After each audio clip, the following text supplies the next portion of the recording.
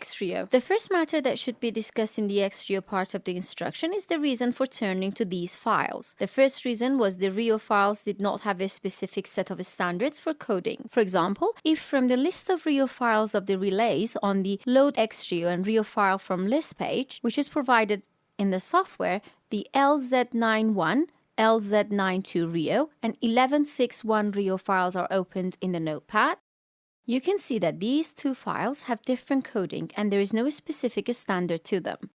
The second reason was that when a Rio file was loaded, only Rio information was available. Rio information is that into which all relays setting can be translated. For example, when distance characteristic of the MICOM relay is translated and the characteristic curve is formed, there is some information that is not inserted into the software. For example, it is possible that it exists in the relay of power swing blocking function, but its information is not inserted into the Rio because basically it is not possible to do so. The third reason was that the specification changes of the relay were not the same in relay and the software. It means that if the user made a change to the translated Rio, which was known format, it is not clear that which setting needed to change in the relay so that it could follow the curve of a specified characteristics.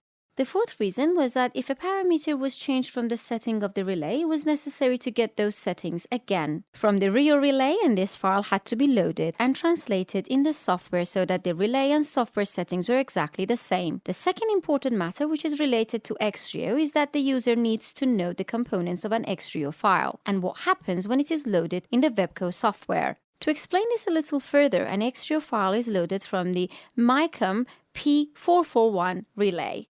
You can see that the first thing that happens is that a script function and a tree diagram of the setting are formed in this section of the software. In the end, a Rio which is translated version of the relay characteristics is completed. We will discuss more of the concept of XRio and its components in future videos.